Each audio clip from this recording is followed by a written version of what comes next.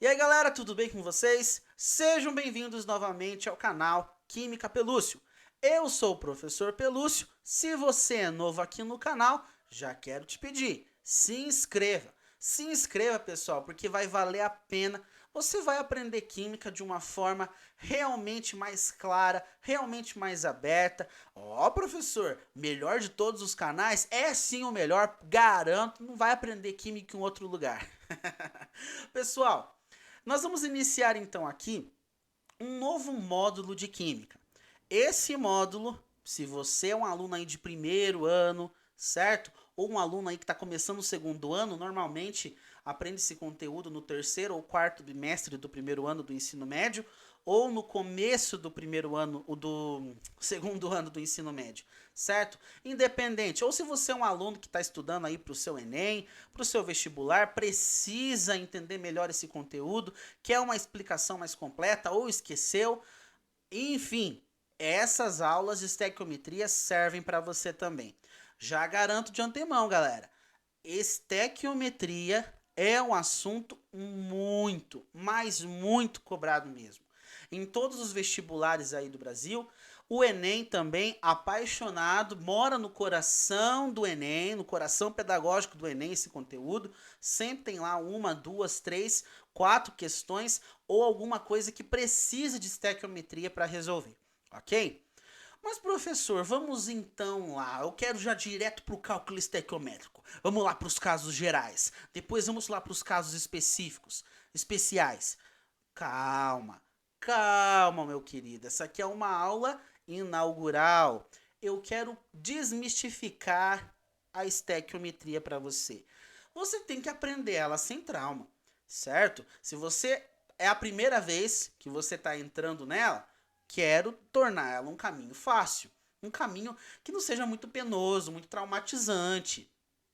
Agora, se você já aprendeu, já está traumatizado, então vamos desmistificar um pouquinho essa matéria, vamos torná-la um pouco mais simples, certo? Então vamos lá. Nessa aula eu quero desmistificar a estequiometria. Para isso, galera, eu quero pegar uma situação muito do dia a dia com vocês.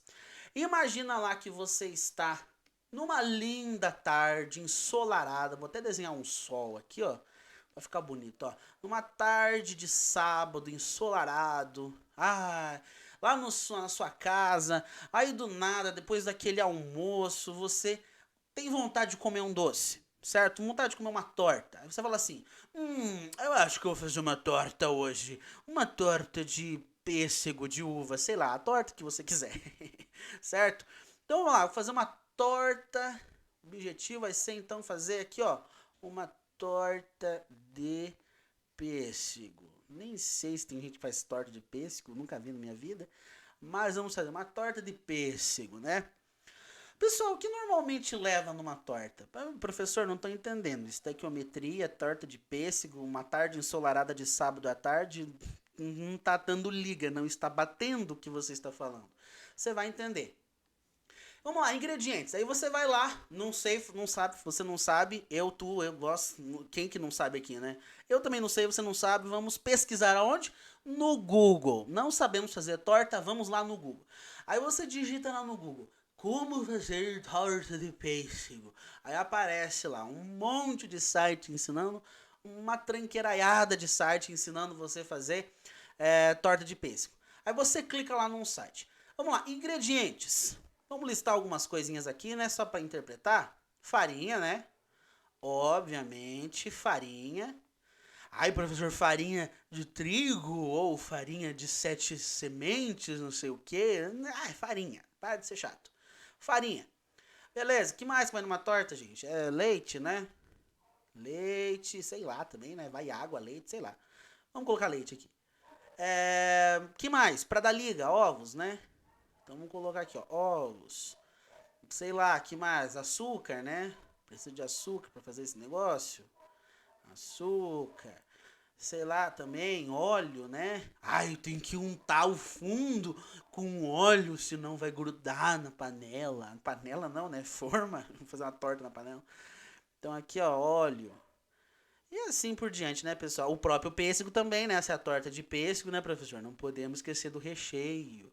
Então aqui, ó, pêssego. Ai, Que maravilha, professor. Isso, pêssego. E o fone tá caindo na minha orelha aqui.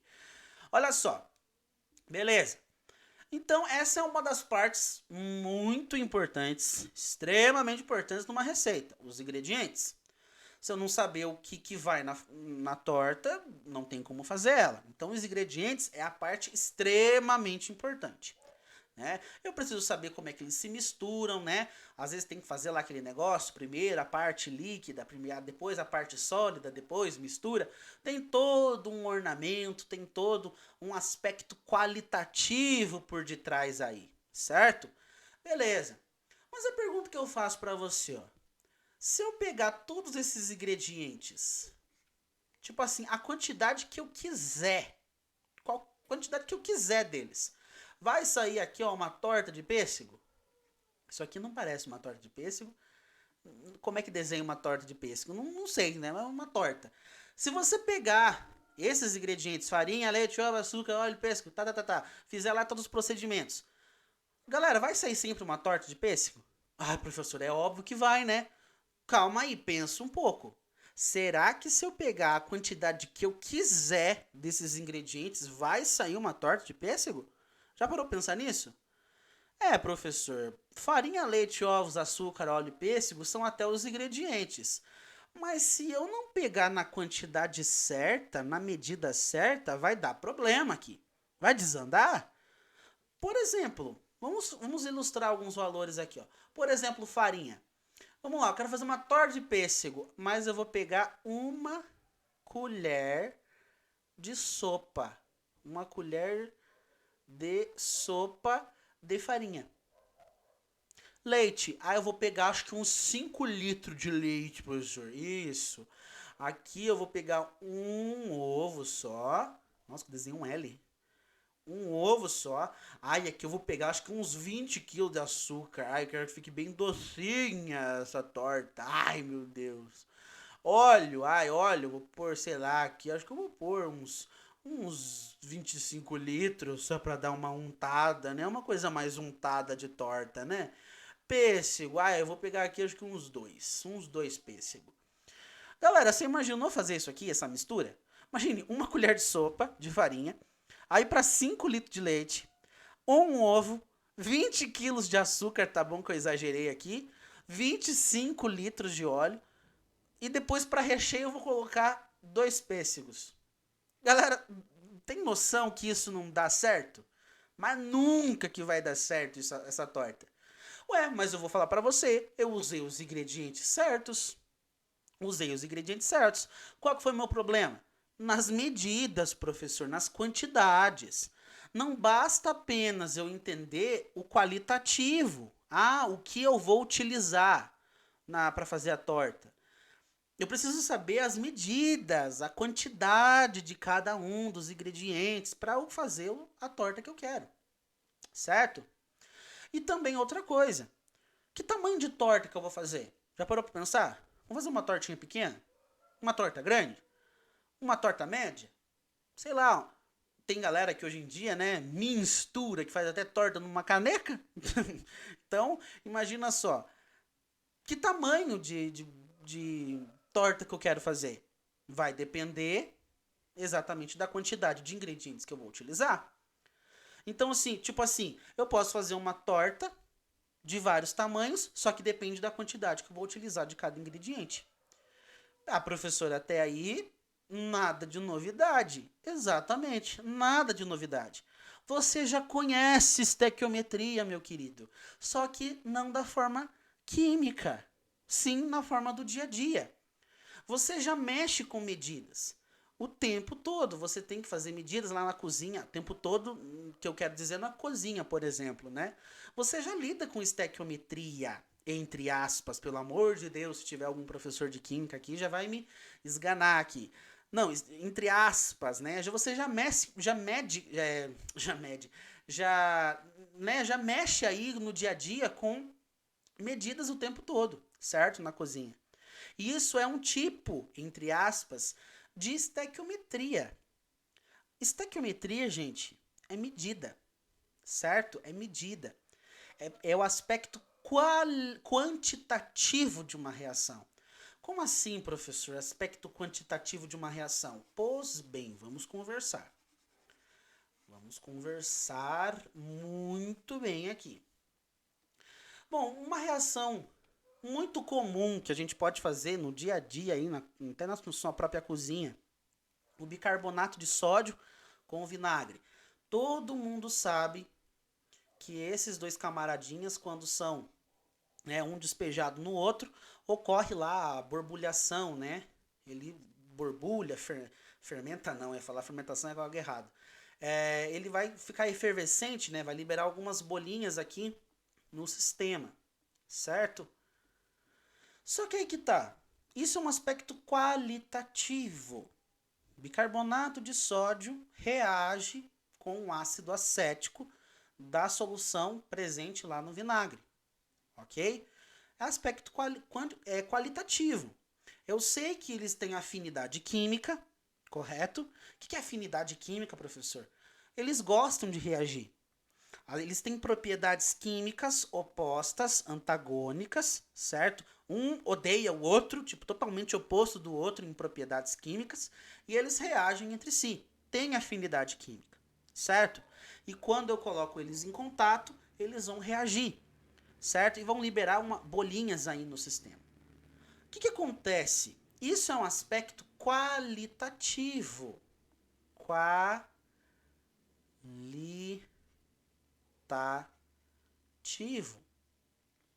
É aspecto qualitativo, certo?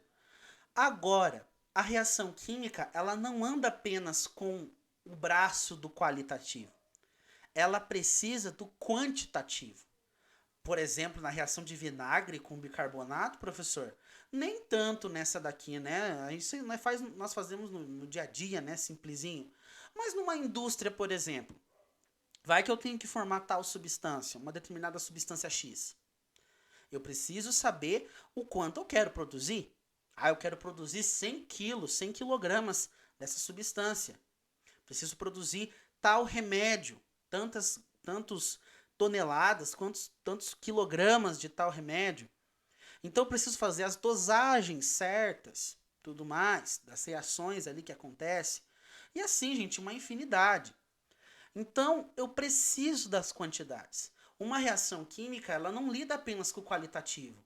Ela lida com o quantitativo, certo? Eu preciso das medidas. Eu preciso das medidas. Então, se eu fosse colocar aqui uma reação química, a reação química ela tem dois braços. Dois braços. O braço do qualitativo. Quando eu busco saber, por exemplo, se duas substâncias são reativas ou não, quando elas têm a tendência a reagir entre si, né? Qual que é a afinidade química, as propriedades químicas de cada substância, que substância vai ser formada, que tipo de reação é essa, certo? Aspecto qualitativo. Que evidência reacional tem essa reação? Mudança de cor, liberação de luz, liberação de energia, né, no caso. Efervescência, né? Libera gases. Ai, que horror, uma reação que libera gases. Não esses gases, né, meu querido? Gases no sentido de você me entendeu aí, né? E o outro braço, gente, é o braço. E é que é extremamente importante, tanto quanto o outro, que é o aspecto quantitativo. Quantitativo. Ou seja, as quantidades. Não adianta querer fazer uma reação química sem medida. Vai dar errado, certo? Às vezes pode sobrar reagente, pode faltar reagente, você não sabe. Aí pode ter desperdício, pode ter um monte de problema. Leva isso para a prática para você ver. Se você, por exemplo, lá na cozinha, você errar nas quantidades, nas medidas, mesmo utilizando os ingredientes certos, a receita desanda. Entende? Aquela comida que você está preparando ali vai desandar. Da mesma forma, uma reação química, ela depende das quantidades, ela depende das medidas. E qual que é a importância disso? Para que a minha reação funcione, né, ocorra ali, né, de maneira como eu espero. Então eu vou programar essa reação para que ela ocorra certinho ali, dentro daquilo que eu quero, do que é esperado. A gente vai ver, por exemplo, casos de rendimento, certo? Quando uma reação, ela tem reações, grande parte das reações não acontece com 100% de produção, né? Formar aquele produto, por exemplo. Tem rendimento, 80%, 90%, 70%, certo? Eu posso ter reagentes com impurezas, por exemplo, certo? Quanto de certo que eu falo durante as aulas, né? Meu Deus do céu. Mas aspecto quantitativo, gente. E quem que lida com isso? Com a medida dos elementos, com a medida das substâncias? É a nossa amiga estequiometria, certo? Ó, eu falando certo de novo. Então, pessoal, mas quantidade do que, professor? Medida do que? Bom, aí vai variar. Por exemplo, a gente pode medir massa. A gente pode medir massa aqui, né? Aqui no caso entra grama, miligrama, quilograma. Tem casos que envolvem até tonelada. E assim vai. Todas as possíveis situações que possam envolver massa e todas aí unidades envolvidas. Eu posso envolver volume, certo? Volume comum bastante aí nas reações gasosas, mas também pode aparecer líquido, pode aparecer sólido, ok? Principalmente envolvendo densidade, tal. Outra coisa muito importante, quantidade de matéria, que é algo que vocês vão entender melhor dentro desse módulo. O famoso mol, por exemplo, né? Então, quantidade de matéria, a quantidade de matéria. Ou seja, a gente vai pegar ali quantidade de partículas, por exemplo, de íons, átomos, moléculas, enfim, várias quantidades aí de partículas, tranquilo? Então, pessoal, não precisa ter medo. Estequiometria, ela é útil, ela é necessária, ela é importante. Sem ela, galera, a gente não teria praticamente nada do que está à nossa volta, desde alimentos até remédios, certo? Então a gente precisa dela no dia a dia. É a medida das coisas, é a quantidade ali, é a questão da quantitativa das coisas, certo? Principalmente da parte das reações, obviamente, das reações químicas, ok? Então, galera, vai ser sossegado esse módulo. Pode ter certeza, a gente vai partir do mais simples, vamos resolver bastante exercício. Nossa, professor, que divertido, né? Amo exercício. Tem que amar exercício. Estequiometria sem exercício, meu querido, não dá. Você não vai aprender estequiometria sem exercício. Então, praticamente vai ser um módulo onde eu vou resolver muito exercício com vocês, certo? Então, galera, quero te agradecer por você ter assistido essa videoaula, ter acompanhado aqui. Espero que estequiometria tenha sido desmistificada aí da sua vida. E nós vamos caminhar aí para a nossa segunda aula, onde de fato vamos entrar aí nos princípios que regem a estequiometria. Beleza? Então espero você na nossa aula de número 2, ok? Te aguardo lá.